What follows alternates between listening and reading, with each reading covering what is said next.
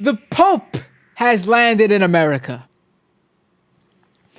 And if you were watching Fox News the other day, during their coverage of the Pope's coming to America, you might have heard something quite odd, almost out of place for Fox News, from one Shep Smith.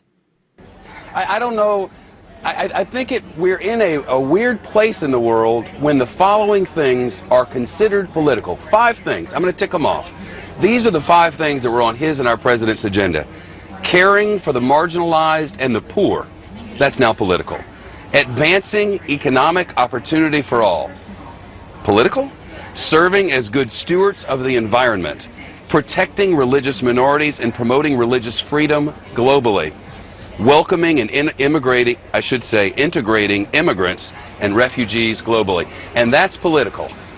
I mean, I don't know what we expect to hear from an organization's leader like the Pope of the Catholic Church, other than protect those who need help, bring in refugees who have no place because of war and violence and terrorism.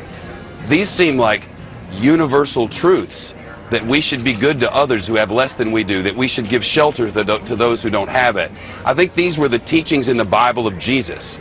They're the words of the Pope, they're the feelings of the President, and people who find themselves on the other side of that message should consult a mirror, it seems like, because I think that's what we're supposed to do as a people, whatever your religion. I mean, it seems to me, and I think to probably, as Bill O'Reilly would put it, most clear-thinking Americans, that's how we're supposed to roll. Well, I don't know about that last part with Bill O'Reilly, but wow, Shep Smith, I'm truly impressed. I mean, it's amazing that you would think those things, because Media Matters has put together a little compilation. And I know you said, you should look in the mirror, but maybe you should look in the other studios in your building, the other offices, the people in front of the other cameras, the people behind the cameras, the people in the upper echelons of the office, you should really go visit them, because this is what they, and I'll grant these are all not Fox News talkers, but a lot of them are, and this is what they have to say about the Pope and what the Pope's been saying.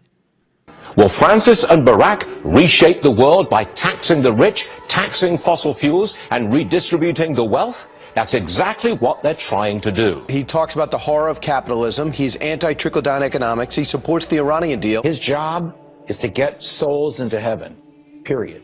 His job is not to tell governments how to spend money. This is just pure Marxism coming out of the mouth of the Pope. There's no such unfettered capitalism. That doesn't exist anywhere. Essentially, he's talking about the greed of America. Is this an anti-capitalist Pope? The Pope sounds like he is against capitalism. He has a Marxist background. This Pope is a world government promoting, anti-gun, global government carbon tax guy, and it's sick. The same people who gave us Obama gave us this Pope.